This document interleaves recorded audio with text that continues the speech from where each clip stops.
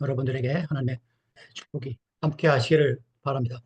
우리 제7회 안식일 예수재림 교인들에게 부족한 것이 무엇인가 이것을 그 대총회에서 그 조사를 했습니다. 근데 몇 년 전에 그 이제 미니슈라는 잡지가 있습니다. 이거는 교회 지도자들이 보는 잡지인데 거기에 나왔는데 우리 재림 교인들이 부족한 것이 그 구원의 확신이 없다는 겁니다. 구원의 확신이. 그래서 어, 잘 하는데 구원의 확신이 오히려 타교파보다 없대요. 그래서 타교파 사람들은 오히려 확실하게 구원을 확신하고 사는 신앙생활을 하는데 우리 재림 교인들이 그 구원의 확신이 없어서 참 문제가 된다 그런 걸 발표한 적이 있습니다. 그래서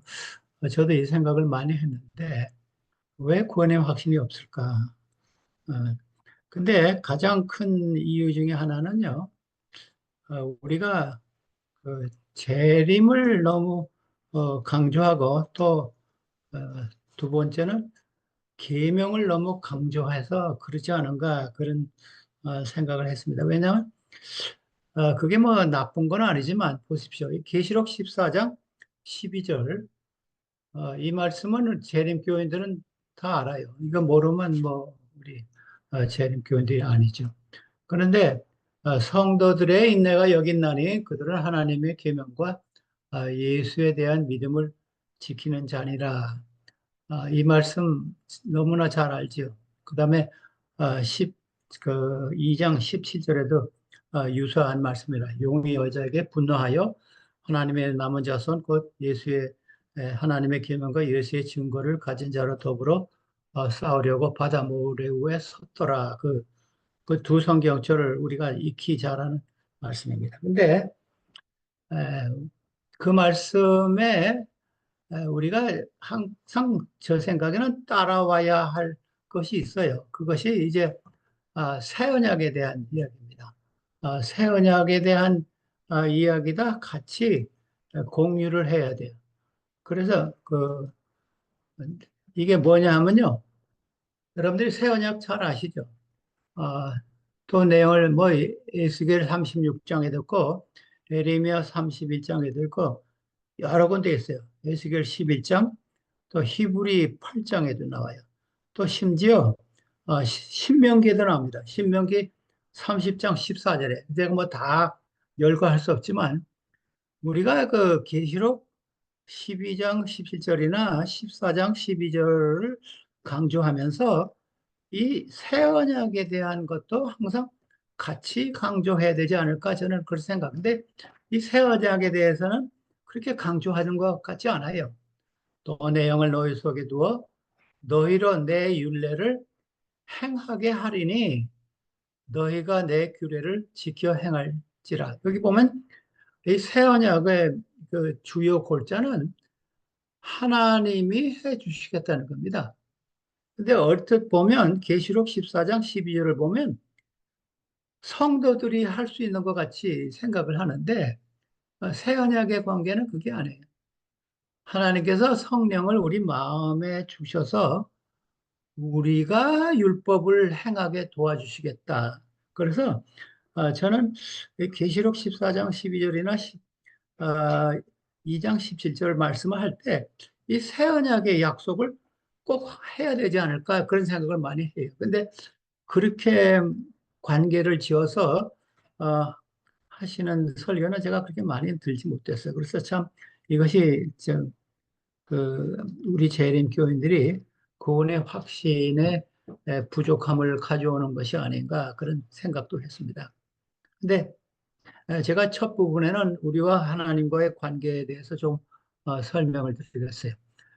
우리와 하나님과의 관계는요, 아버지와 자녀의 관계입니다. 근데 이 신명기 32장에 여러분들이 보시는 것과 같이 어리석고 지혜 없는 백성아 이것은 모세가 마지막 그 유언 비슷하게 한 말씀입니다.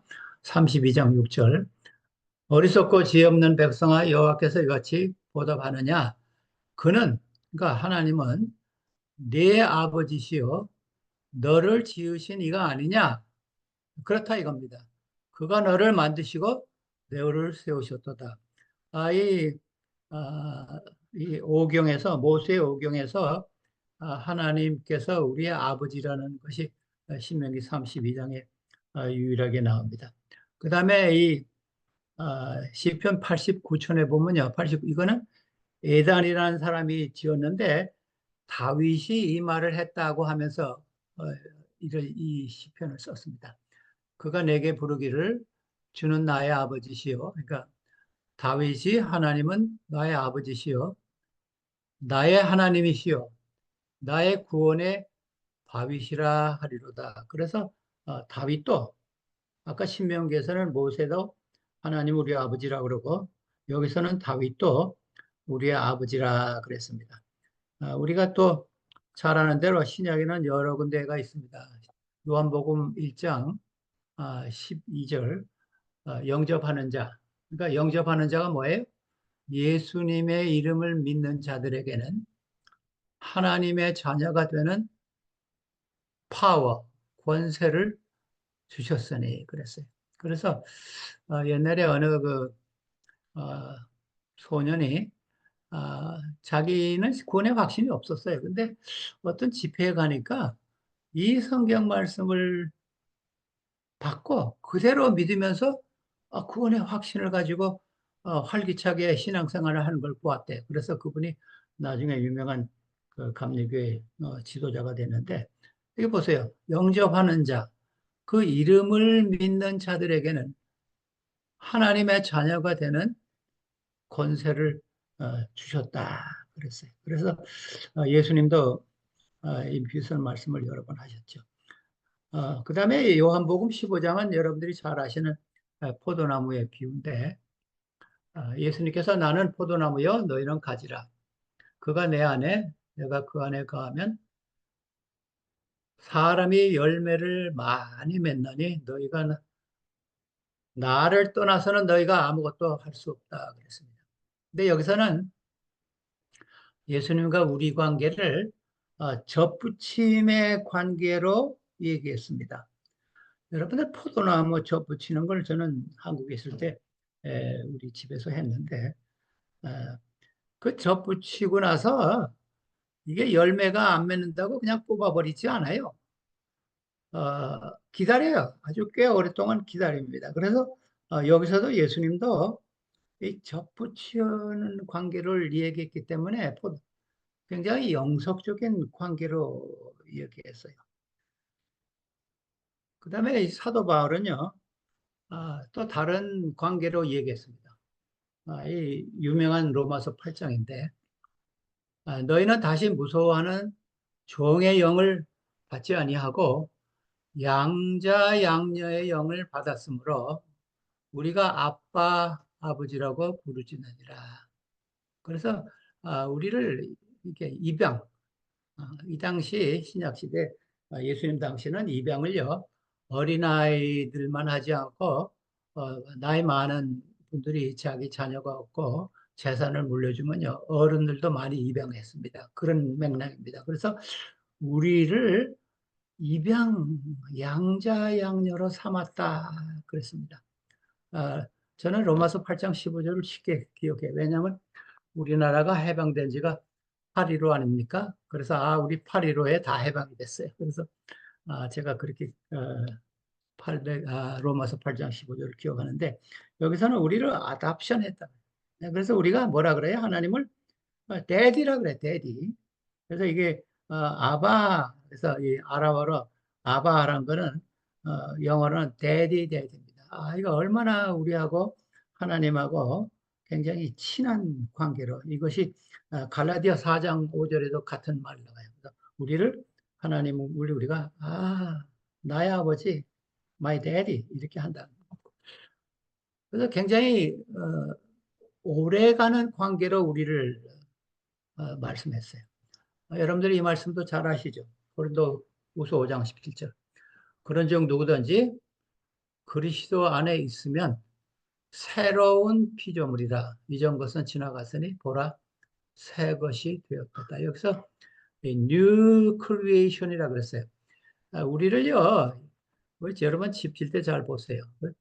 어떤 사람은 헌 집을 그냥 이렇게 고쳐가지고 하는데 여기서는 그게 아니에요. 새롭게 다 새로운 창조물로, 피조물로 우리를 만들었다 그랬어요. 그래서 뭐 수리하거나 고치거나 그런 우리를 예수님께서 그렇게 하지 않았어요. 새 사람, new creation. 그래서 이거 여기서도 이 말씀이 요한복음 3장에 예수님이 니고데모에게 하신 말씀과 굉장히 유사한 말씀입니다. 그래서 어, 거듭나는 경험을 이야기하면서 사도 바울은 새로운 피조물이라 그랬습니다. 그런데 사도 바울의 또 표현 가운데 또 다른 표현이 있는데 여러분들이 그 잘 아시는 빌립보 3장 20절 여러분들이 이 말씀을 잘 기억하세요. 그러나 우리의 시민권은 하늘에 있는지라 거기로부터 구원하는 자 곧 주 예수 그리스도를 기다리는 그래서 재림을 기다리는 우리에게 주신 말씀이에요. 우리의 시민권은 하늘에 있는지라 요새 뭐 한국 분들이 이중 시민권을 많이 따기로 하고 노력하는데 아마 한국 시민까지 따면 우리는 삼중 시민권이 있는지 모르겠어요. 한국하고 미국하고 하늘 시민권. 근데 여러분들이 시민권을 받으면요, 약간의 잘못이 있다고 시민권 뺏지 않아요. 여러분 시민권 받았는데 교통법규 지켰다고 너 시민권 뺏겠다 그래요? 그렇지 않아요. 제가 이제 몇 가지 예를 들었어요. 맞아, 예가 많지만 우리는 하나님과 아버지 관계다, 자녀 관계다. 그래서 한 가족의 아들과 딸이에요. 또 포도나무의 관계에서 접붙인 관계입니다. 그래서 양자 양녀고 또 새로운 피조물이고 또 하늘 시민권을 가졌다. 제가 이 예를 들냐면요. 우리와 하나님의 관계는요. 영속적인 관계라는 겁니다. 그저 임시적인 관계가 아니에요. 입양 아이가 잘못했다고 그 이튿날 아버지가 어머니가 일어났어. 너는 내 입양 아니야. 그럽니까? 그렇지 않아요. 용서해주고 자녀가 되기를 또 충고도 주고. 그래서요. 근데 많은 그리스도인들이요. 이런 그 영속적인 관계를 잊어먹고 하나님과 우리 관계를요. 일시적인 관계로 생각하는 분들이 많이 있어요. 다시 말하면 뭐 종과 노예나 주인의 관계, 뭐 지나가는 나그네 관계, 이런 관계로 생각하기 때문에 이것이 그 구원의 확신을 굉장히 흐리게 합니다. 그래서 우리가 여러분들이 꼭 기억하실 것은요. 우리는 하나님의 아들과 딸이다.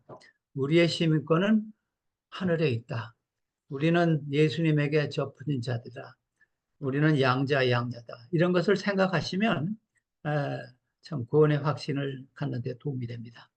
근데 제가 두 번째 그 부분은요.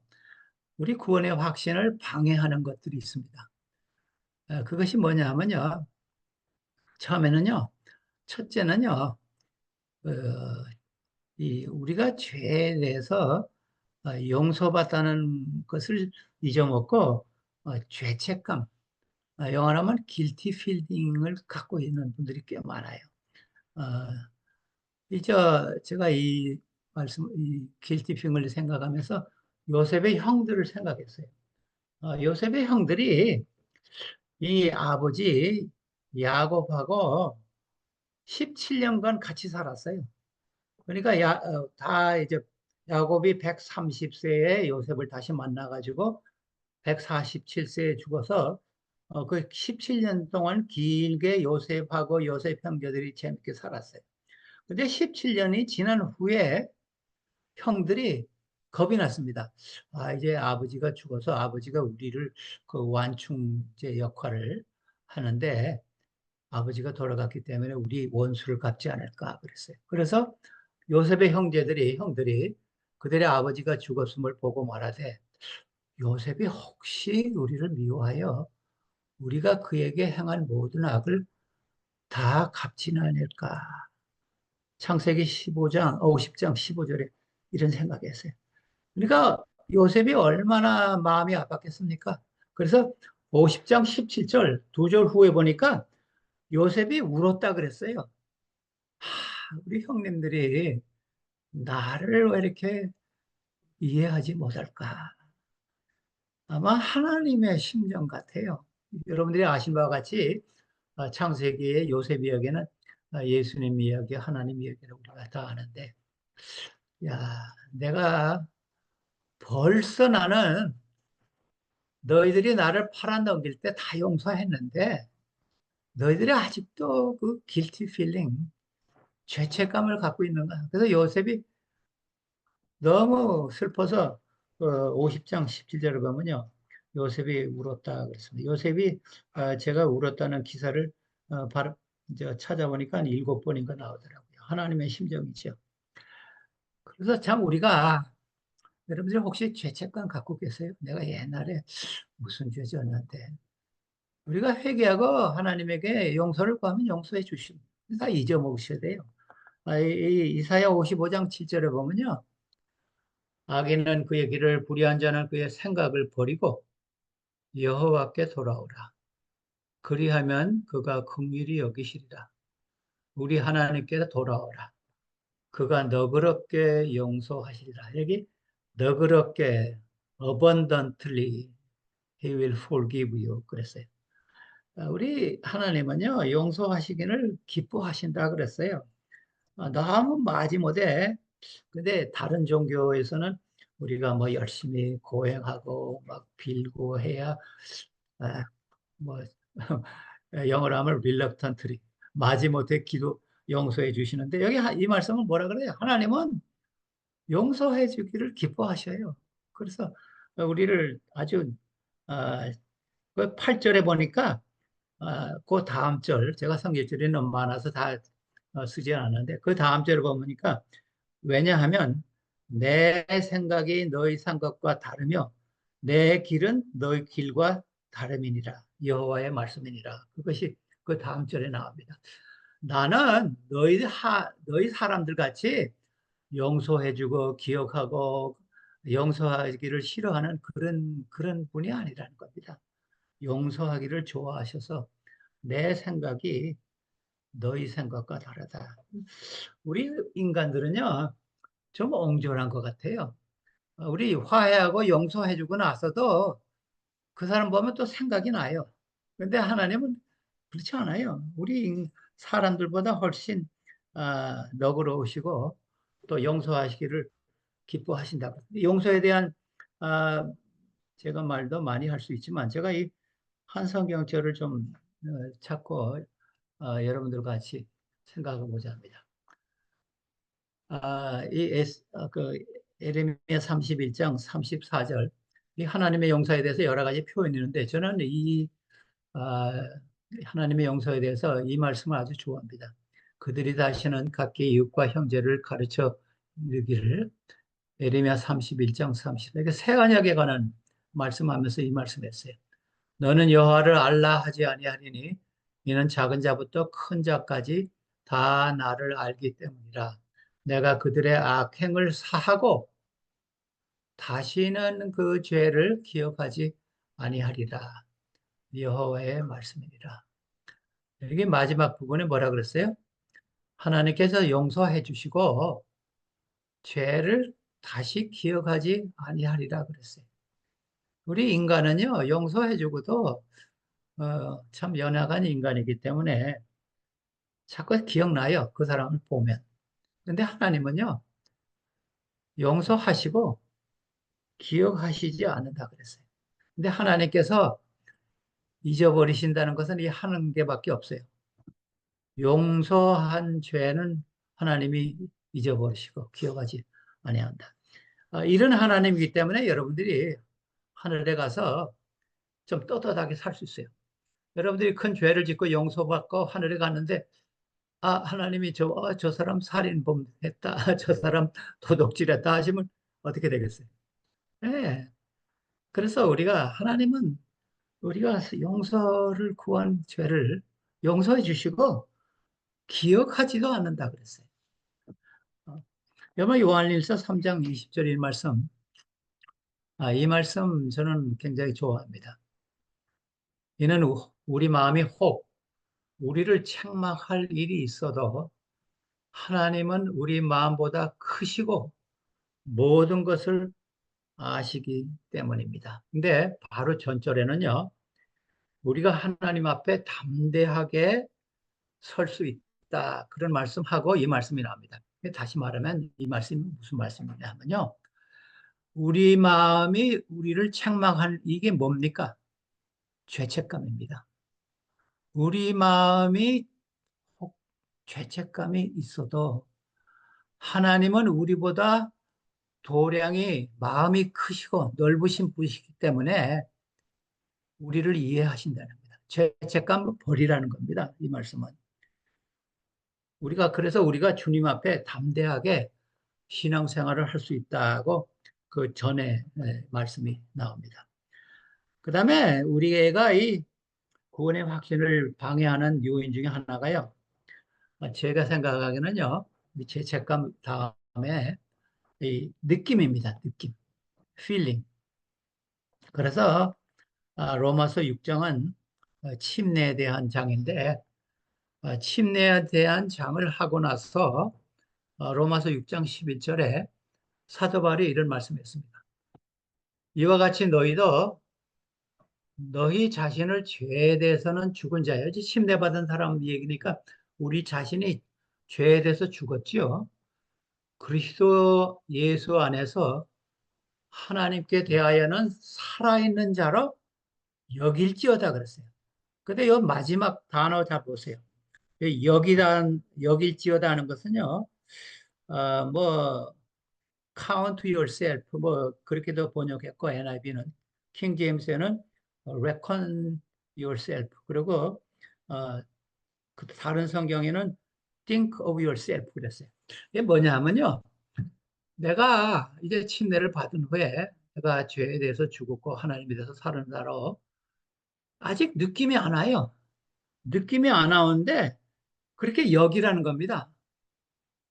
느낌. 근데 어떤 분들은요, 침례받은 다음에 굉장한 느낌이 오는 사람이 있어요. 근데 사실 솔직히 말해서 저는 침례받을 때 그렇게 큰 느낌이 오지 않았어요. 근데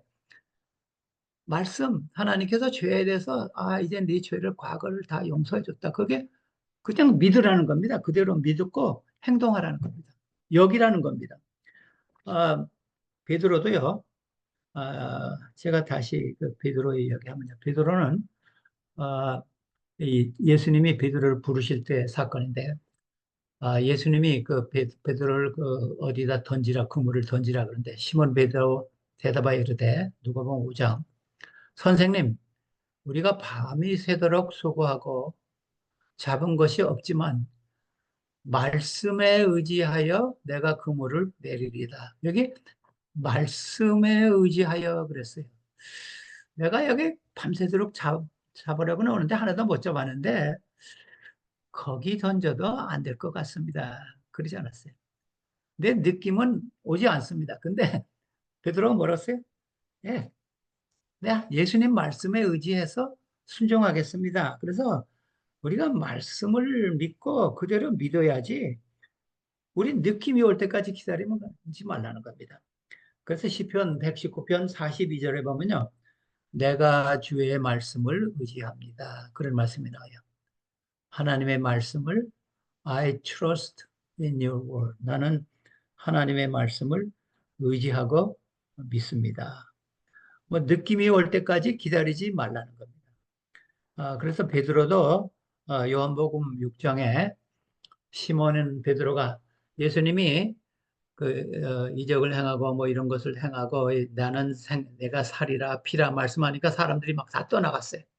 그러니까 시몬 베드로가 대답하되 주여 영생의 말씀이 주께 있사오니 우리가 누구에게로 가오리까. 그래서 이 말씀을 그대로 믿는 게 굉장히 중요합니다. 뭐, 느낌이 오지 않는다. 그렇게 하지 말고, 내가 말씀, 이것을 그대로, accept, 받겠습니다. 근데 제가요, 분하고 교회 오래 다니신 분하고 대화하는 가운데 이분이 어, 영이 구원의 확신이 없다 그래요. 교회 지도자인데. 그래서 왜 그러십니까? 그러니까 자기는 이 마태복음 7장 이 말씀이 자꾸 생각이 난대요. 그래서 제가 참 우리 교회 지도자인데 그때 내가 그들에게 밝히 말하되 내가 너희를 도무지 알지 못하니 불법을 행하는 자들아 내게서 떠나가라. 그래서 제가요 이 말씀은요 여러분들이 마태복음 7장 그 전후를 읽어보면요 성경을 보실 때 여러분들이 문맥을 잘 보셔야 돼요. 교회 지도자들이면서 왜냐하면 이적을 행하고 주여 주여 하고 뭐 여러 가지 일을 행했다 그랬어요. 그러니까 예수님께서 너희가 교회 지도자의 역할을 했다고 구원받는 것이 아니라 내 법대로 하지 않아서 내가 너를 모른다 하시는 말씀입니다. 그래서 이 말씀이 이 마태복음 7장에 나온 말씀인데 이것이 교회 지도자에게 하나님의 법대로 행하지 않는 자들에게 하신 말씀이지 우리 모든 신앙인들에게 하는 말씀이 아닙니다. 그래서 사단이 그런 생각을 주는 것 같아요. 그래서 요한복음 8장 44절에 보면요. 사단은 우리에게 참소자라, 고소하다, 우리에게 거짓말쟁이고 진리가 없고 거짓의 압이라. 그래서 이것이 성경에 꼭 한 번 나오는데 이 말씀이 자꾸 기억이 나서 구원의 확신이 없다. 그런 어, 고백을 들었습니다. 근데 제가요, 오늘 그 주제 성경절, 이 말씀을 여러분들에게 읽어드리는데, 그가 빛 가운데 계신 것 같이 우리도 빛 가운데 행하면 우리가 서로 사귐이 있고 그 아들 예수의 피가 우리를 모든 죄에서 깨끗하게 하실 것이요. 저는 이 말씀을 읽으면요, 마틴 루터 생각이 나요. 마틴 루터가 종교개혁을 하니까 사단이 가만히 있지 않았습니다. 와가지고 발튼버그이라는 성에 있었는데 사단이 그 16세기 말에 승려복을 입고 루터에게 왔어요. 와가지고 루터에게 이랬어요. 너는 죄인이다. 무슨 죄를 졌지? 무슨 죄를 졌지? 그러니까 루터가 이런 말했어요. 어, 더 없냐고. 그러니까 또 무슨 죄가 있다. 무슨 죄가 있다. 무슨 죄가 있다. 자꾸 그랬어요. 그러니까 루터가 또 얘기했어요. 또 없냐고. 그래서 계속했습니다. 그다음엔 그 승려복은 입은 나중에 사단인 걸 알았어요. 그가 말하기를 이제 없다 그랬어요. 그러니까 이 말씀을 했어요. 우리가 그 빛 가운데 계신 것 같이 우리도 빛 가운데 행하면 우리가 서로 사귐이 있고 그 아들 예수의 피가 우리를 모든 죄에서 깨끗하게 하실 것이요. 이 말씀을 하면서 그 자기가 옆에 있는 잉크병을 그 던졌습니다. 던지니까 그 승려가 사라졌다 했습니다. 근데 이것이 뭐 사실이냐 아니냐 문제가 여러 가지 있는데 하여튼 루터가 이 말씀을 한 건 확실해요. 우리가 예수님과 사귐이 있고 아들 예수님의 피가 우리를 대부분의 죄에서 아니에요. 모든 죄에서 우리를 깨끗하게 하실 것이라 그랬어요. 그래서 루터가 용기를 가지고 이 종교 이 개혁을 계속했습니다. 근데 저는 이거 고린도 후서 2장 14절에도 이와 유사한 말씀이 있는데 항상 우리를 그리스도 안에서 이기게 하시고 우리를 그리스도 안에서 자주 이기게 하신다 그랬어요? 아니에요. 항상 우리를 그리스도 안에서 이기게 하시고 우리로 각처에서 그리스도를 아는 냄새를 나타내시는 하나님께 감사하노라. 근데 세 번역에는 또 다르게 좀 했더라고. 좀 더, 뭐라 그럴까, 좀, 어, 우리가 좀 더 알기 쉽게. 항상 우리를 그리스도 안에서 이기게 하시고, 그리스도의 행렬에 언제나 우리를 참가시키고, 향기를 어디서나 풍기게 하시는 하나님께 감사드립니다. 우리를 이기게 하셔서 우리를 그리스도의 개선 행렬에 참여하게 하신다 그랬어요. 개선 행렬 아시죠? 네, 이긴 사람들이 그 행렬하는 것을 개선 행렬이라고 그러죠. 아, 예수님이 우리를 개선 행렬에 참여하게 하신다. 얼마나 좋은 약속의 말씀입니다. 여러분, 히브리 7장 25절에 그러므로 자기를 입어 하나님께 나아가는 자들을 온전히 구원하실 수 있으니 이는 그가 항상 살아 계셔서 그들을 위하여 간구하십니다. 그래서 이 베드로에게도 내가 너를 위해서 기도하겠다 그런 말씀을 베드로에게도 하셨는데 여기서는 지금 예수님이 하늘에 계시니까 하늘에서 우리를 위해서 중보하신다. 근데 자기를 힘입어 하나님께 나아가는 자들은 온전히 구원하실 수 있다 그랬어요. 완전하게. 우리 18세기에 필립 다들이란 그 목사님이 있었는데 이분이 찬송 찬미가를 작가를 이시기도 하고 목사님인데 우리 찬미가에도 있더라고요. 213장. 내 주에도 처음 받은 날 기쁜 날 주 나의 죄를 씻은 날 이거 지으신 목사님인데 이분이 어느 죄인 한 사람이 살인죄로 죽을 그 사형 선고를 받았어요. 18세기 그 당시에는 뭐 변호사나 뭐 알리바이 이런 게 확실하는데 분명하게 이 사람이 그 살인한 그 시간에 멀리 떨어진 곳에 있었는데 사형 선고를 받았어요. 그래서 이 사람이 그 사람을 살리기 위해서 최선을 다했습니다. 근데 살릴 수가 없었어요. 그래서 이제 사형 선고를 받으러 가요. 근데 판사가 네가 죽기 전에 어, 좀 마지막 소원이 있냐 그랬어요. 그러니까 그 사람이 있다 그랬어요. 그러니까 무엇이냐 하니까 어, 필립 다들이 목사님 집 앞을 좀 지나가기를 원한다 그랬어요. 그거는 허락할 수 있다. 그래서 이 죄인이 그 다들이 목사님 집 앞을 지나가면서 거기 서가지고 앉아서 그룹을 꿇고 어, 이야기했습니다. 기도했습니다. 다들이 목사님, 당신은 나를 위해서 내 목숨을 살리기 위해서 최선을 다했습니다.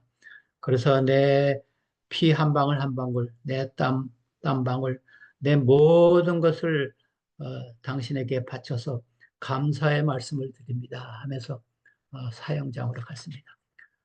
우리 인간은요, 이 가드리 목사님이 최선을 다했지만 이 죄인을 구원할 수가 없습니다. 그러나 예수님은 뭐라 그랬어요?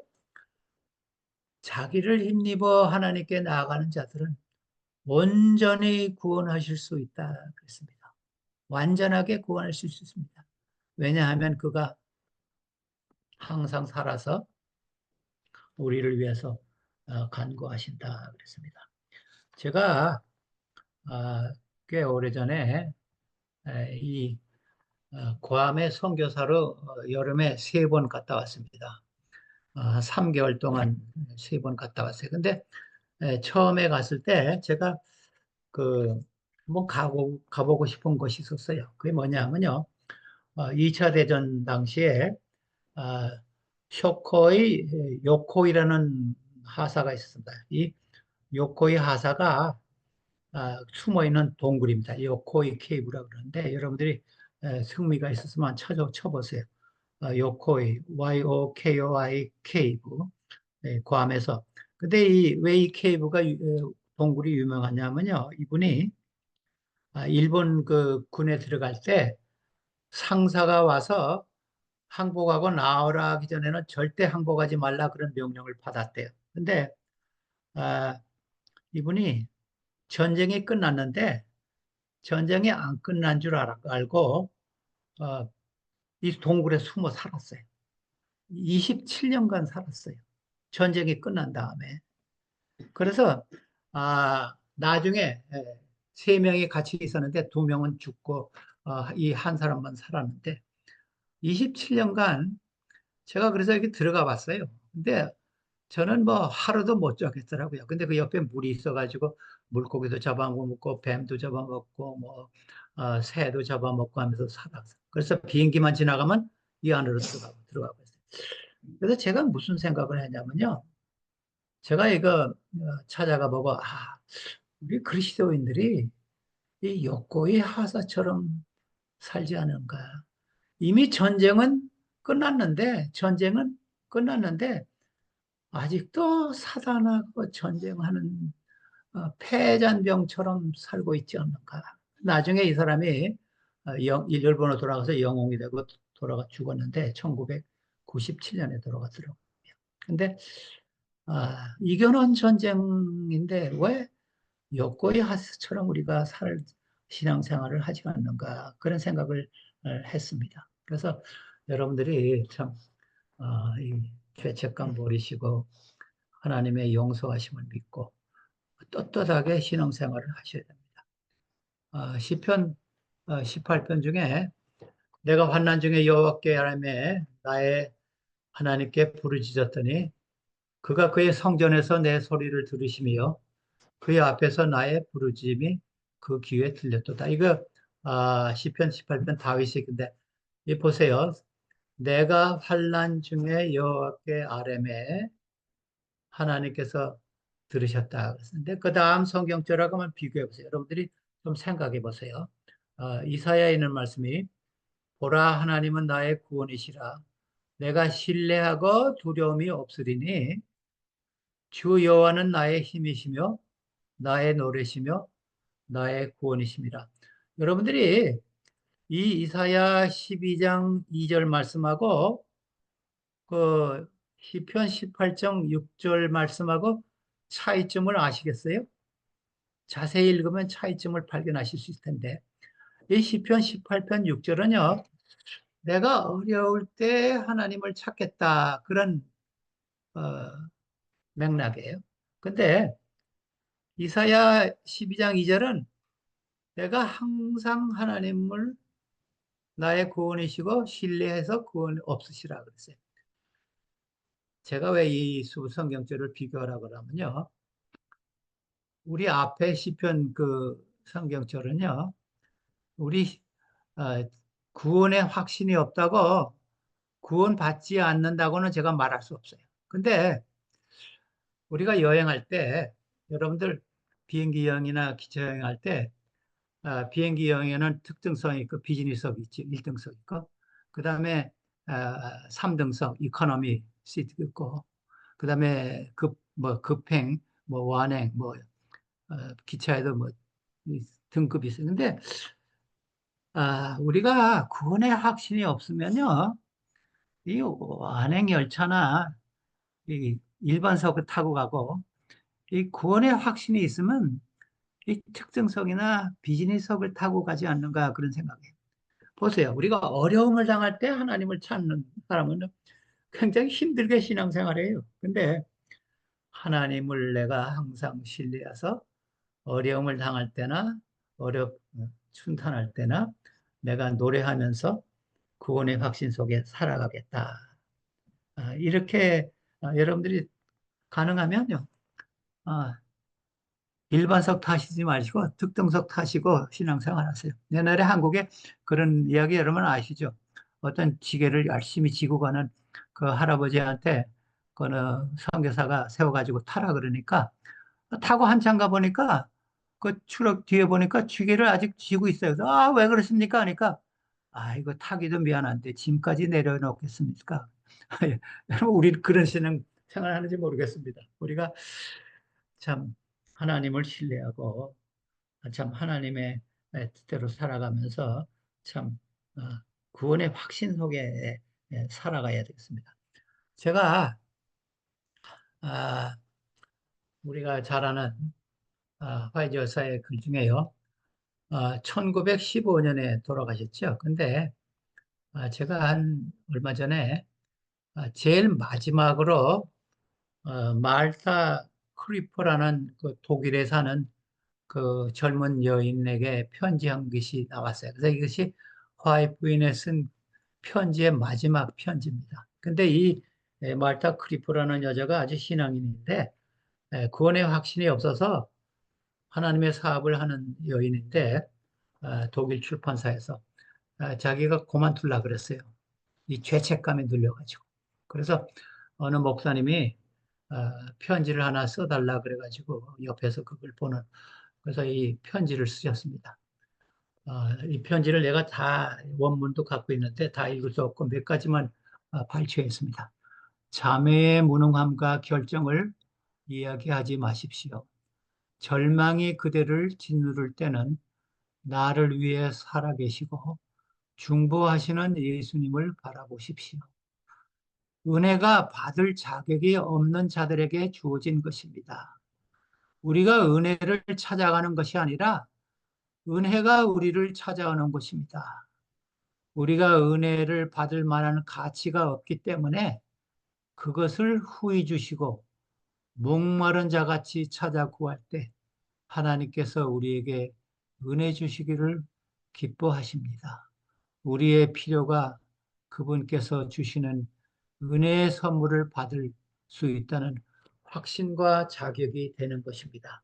그래서 그 여인이 말타, 시스터 말타, 이분이 이 편지를 받고 다시 하나님의 사업을 해서 평생토록 주님의 종으로 일했다. 그런 기사가 있습니다. 그래서 여기서 아, 구원의 확신이 없기 때문에 주의 사업을 그만하려는 자에게 쓴 편지입니다. 저는 이 말씀 아주 좋아합니다. 사도 바울의 그 마지막 유언 같은 말씀인데, 디모데후서 4장 8절 새 번역에서 이제는 나를 위하여 의의 면류관이 마련되어 있으므로 의로운 재판장이신 주님께서 그날에 그것을 의의 면류관을 나에게 주실 것이며 이 확신입니다. 나에게만 아니라 주님께서 나타나시기를 사모하는 모든 사람에게도 주실 것입니다. 근데요, 저는 이 말씀을 사도 바울이 한 거 굉장히 감사하게 생각해요. 왜냐하면요, 사도 바울이 이렇게 할 수 있어요. 의로운 재판장이 나에게 의의 면류관을 주실 것입니다. 적어도 나가 하는 일 한 10분의 1 정도만 한 사람에게만 주실 것입니다. 이런 말을 하지 않았어요. 그 다음 말씀이 뭐라고 해요? 주께서 나타나시기를 사모하고 그러는 모든 사람에게 주실 것입니다. 그랬어요. 그래서 제가 굉장히 용기를 얻었어요. 사도 바울이 얼마나 전도 사업, 하나님 사업 열심히 하셨어요. 제가 하나님 사업 하지 말라는 건 아닙니다. 그러나 우리에게 주신 하나님께서 주신 달란트대로 열심히 하면서 예수님의 재미를 재림 나타나시기를 사모하는 모든 사람에게 다 구원의 의의 면류관을 주시겠다 그랬습니다. 그래서 저는 이 말씀을 볼 때마다 참 아멘합니다. 주께서 나타나시기를 사모하면서 물론 일하면서 사모해야죠. 사모하는 모든 사람에게 주실 것입니다. 사도 바울이 또 디도서에 나는 거짓이 없으신 하나님께서 영원전부터 약속해 두신 영생에 대한 소망을 품고 있습니다. 거짓이 없으신 하나님께서 언제부터? 영원전부터 창세 이전부터 약속해 두신 영생에 대한 소망을 품고 살아갑니다. 여러분들이 참 살아갈 때 신앙생활 하실 때 이런 말씀 생각하시면서 살아가세요.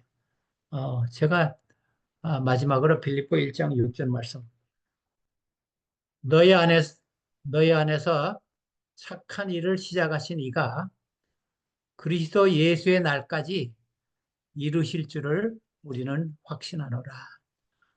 우리 하나님께서, 예수님께서 우리 착한 일을 시작하셨죠. 근데 도중에 그만두시지 않습니다. 착한 일을 시작하신 예수님께서 예수님의 재림날까지 우리를 이끌어 가실 줄을 확신합니다. 확신하면서 사시는 우리 사랑하는 우리 성도 여러분 되시기를 간절히 바라는 바입니다. 아멘.